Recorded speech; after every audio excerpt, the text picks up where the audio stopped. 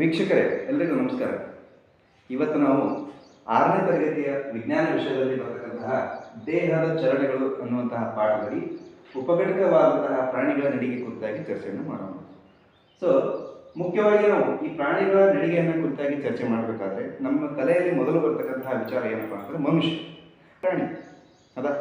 ಈ ಮನುಷ್ಯನು ಕೂಡ ಒಂದು ಸ್ಥಳದಿಂದ ಇನ್ನೊಂದು ಸ್ಥಳಕ್ಕೆ ನಾವು ಚಲಿಸೋದನ್ನು ನೋಡಿದ್ದೇವೆ. ಹಾಗಾದರೆ ನಮಗೆ ಸಹಾಯಕವಾಗುವಂತಹ ಈ ಮನುಷ್ಯನಿಗೆ ನಡೆಯಲು ಅಂಗ ಯಾವುದ್ರಿ? ಸೊ ಇಲ್ಲಿ ನಾವು ಹೇಳ್ಬೋದು ಕಾಲುಗಳು ಇಲ್ಲಿ ಅವನಿಗೆ ಸ್ಥಳದಿಂದ ಇನ್ನೊಂದು ಸ್ಥಳಕ್ಕೆ ಚಲನೆ ಮಾಡಲು ಅಥವಾ ಚಲಿಸಲು ಸಹಾಯಕವಾಗಿವೆ. ಸೊ ಅದೇ ರೀತಿಯಾಗಿ ಇನ್ನುಳಿದ ಪ್ರಾಣಿಗಳಾದಂತಹ ಕೀಟಗಳಾಗಿರ್ಬೋದು, ಪಕ್ಷಿಗಳಾಗಿರ್ಬೋದು, ಮೀನುಗಳಾಗಿರ್ಬೋದು, ಇತರೆ ಪ್ರಾಣಿಗಳನ್ನು ನಾವು ಅವುಗಳನ್ನು ಕುರಿತಾಗಿ ಚರ್ಚೆಯನ್ನು ಮಾಡೋಣ.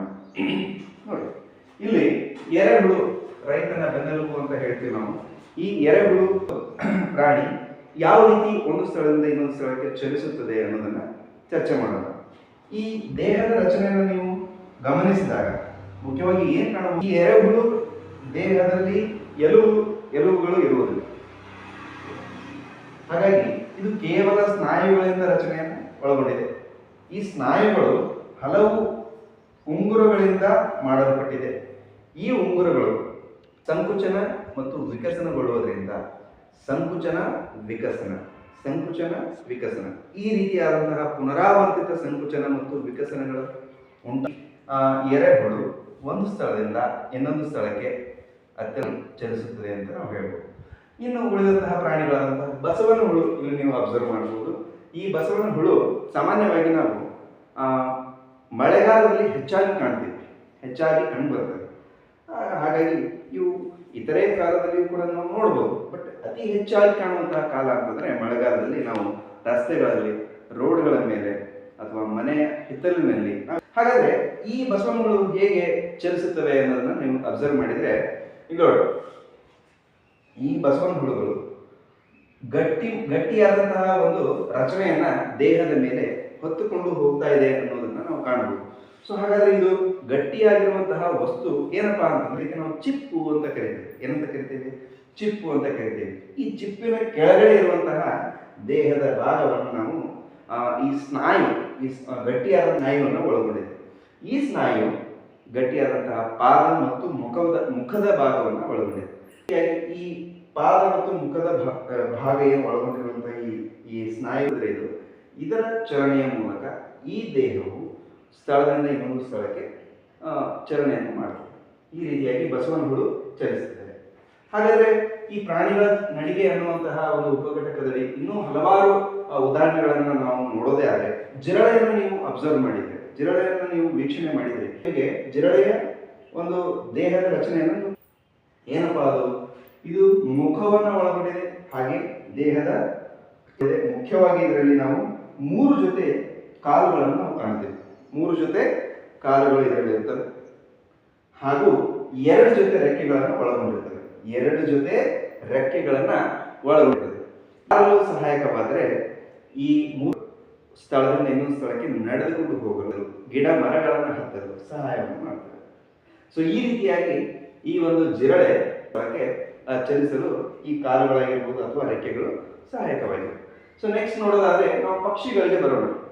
ಈ ನೀವು ಜಿರಳೆಗೆ ಇನ್ನೊಂದು ಇರುವೆಗಳು ಕೂಡ ಕಾಲುಗಳನ್ನು ಒಳಗೊಂಡಿರ್ತವೆ. ಸೊ ಇವುಗಳು ಕೂಡ ಕಾಲುಗಳ ಸಹಾಯದಿಂದಲೇ ಸ್ಥಳದಿಂದ ಇನ್ನೊಂದು ಸ್ಥಳಕ್ಕೆ ಚಲಿಸ್ತವೆ ಅಂತ ಹೇಳ್ಬೋದು. ಈಗ ಮುಂದೆ ಈ ಪಕ್ಷಿಗಳನ್ನ ನೀವು ಅಬ್ಸರ್ವ್ ಮಾಡಿರ್ಬೋದು. ಸಾಮಾನ್ಯವಾಗಿ ಪಕ್ಷಿಗಳಿಗೆ ನಾವು ರೆಕ್ಕೆಗಳನ್ನು ನೋಡ್ತೇವೆ. ಆ ರೆಕ್ಕೆಗಳು ಬೇರೇನೋ, ಅವುಗಳು ಮುಂಗಾಲುಗಳಾಗಿವೆ. ಅವುಗಳೆಲ್ಲ ಏನಾಗಿದಾವೆ?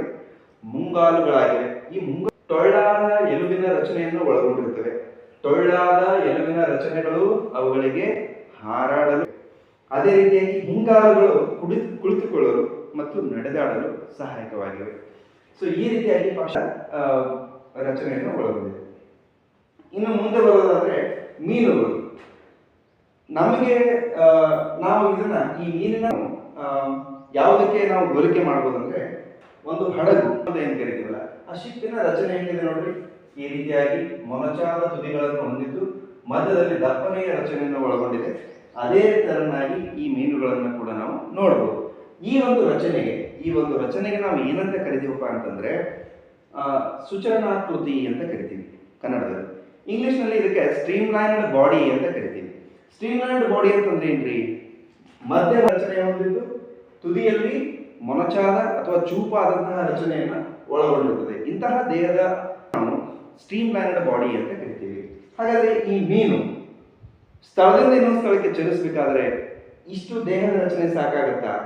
ಇಲ್ಲ. ಇದರ ಜೊತೆಗೆ ದೇಹವು ಚಲನೆಯನ್ನು ಈ ದೇಹದ ಮುಂದಿನ ಭಾಗದಲ್ಲಿ ಇದು ಎಡಕ್ಕೆ ಹೊರಳಿದರೆ, ನೀರಿನಲ್ಲಿದ್ದಾಗ ಇದು ಎಡಕ್ಕೆ ಹೊರಳಿದರೆ ಇದರ ಬಾಲು ಬಲಕ್ಕೆ ತಿರುಗಿರುತ್ತದೆ. ಸೊ ಅದೇ ರೀತಿಯಾಗಿ ನೀವು ಇದರ ಬಾಲ ಎಡಕ್ಕೆ ತಿರುಗಿದಾಗ ಇದರ ಮುಂಭಾಗ, ಸೊ ಹೀಗೆ ಒಂದು ಮುಂಭಾಗದಲ್ಲಿ ಎಡಕ್ಕೆ, ಹಿಂಭಾಗದಲ್ಲಿ ಬಲಕ್ಕೆ, ಹಾಗೆ ಮುಂಭಾಗದಲ್ಲಿ ಎಡಕ್ಕೆ, ಈ ರೀತಿ ಚಲನೆಯ ಸಂದರ್ಭದಲ್ಲಿ, ಈ ರೀತಿಯ ಹೊರಳುವಿಕೆಯ ಸಂದರ್ಭದಲ್ಲಿ ಒಂದು ಹಠಾತ್ ಚಲನೆ ಉಂಟಾಗುತ್ತದೆ. ಈ ಹಠಾತ್ ಅಂತಂದ್ರೆ ಹಠಾತ್ ಆದಂತಹ ಒಂದು ಬಲವು ಒದಗಿಸುವ ಈ ಒಂದು ಪ್ರಾಣಿಯನ್ನ ಒಂದು ಸ್ಥಳದಿಂದ ಇನ್ನೊಂದು ಸ್ಥಳಕ್ಕೆ ಹೋಗುವಂತೆ ಮಾಡಲು ಸಹಕರಿಸುತ್ತದೆ. ಹೀಗೆ ಮೀನುಗಳು ಮಧ್ಯಭಾಗದಲ್ಲಿ ಎಲುಬಿನ ರಚನೆಯನ್ನು ಒಳಗೊಂಡಿರುತ್ತದೆ.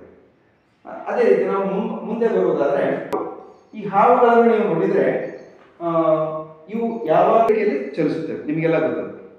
ಹಾಗಾದ್ರೆ ಈ ಹಾವುಗಳಲ್ಲಿ ಎಲುಬುಗಳಿದಾವೆ, ಮಧ್ಯದಲ್ಲಿ ಉದ್ದನೆಯ ಒಂದು ಇರ್ತದೆ.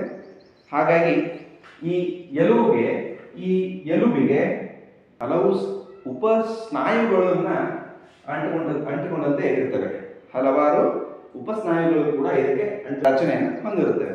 ಹಾಗೂ ಇವೆಲ್ಲ ಏನ್ ಮಾಡ್ತವೆ? ಹಾಗಾದ್ರೆ ಸ್ನಾಯು ಕುಣಿಕೆಗಳನ್ನ ಆ ಎಲುಬುಗಳು ಏನು ಕುಣಿಕೆಗಳಾಗಿ ಕುಣಿಕೆಗಳು ಹೊರಳಾಡುವಿಕೆಯಿಂದ ಅತ್ಯಂತ ವೇಗವಾಗಿ ಇನ್ನೊಂದು ಸ್ಥಳಕ್ಕೆ ಚಲಿಸ್ತವೆ ಅಂತ ಹೇಳಬಹುದು. ಈ ರೀತಿಯಾಗಿ ನಾವು ಈ ಘಟಕದಲ್ಲಿ ಹಲವಾರು ಉದಾಹರಣೆಗಳ ಬಗ್ಗೆ ನಾವು ಚರ್ಚೆ ಮಾಡಿದ್ದೀವಿ. ಎಲ್ಲರೂ ಇಲ್ಲೇ ಗಮನ ಕೇಂದ್ರೀಕರಿಸಿ ನನ್ನ ಒಂದು ಈ ವಿಡಿಯೋ ಕೇಳಿದ್ದಕ್ಕಾಗಿ ಧನ್ಯವಾದಗಳು.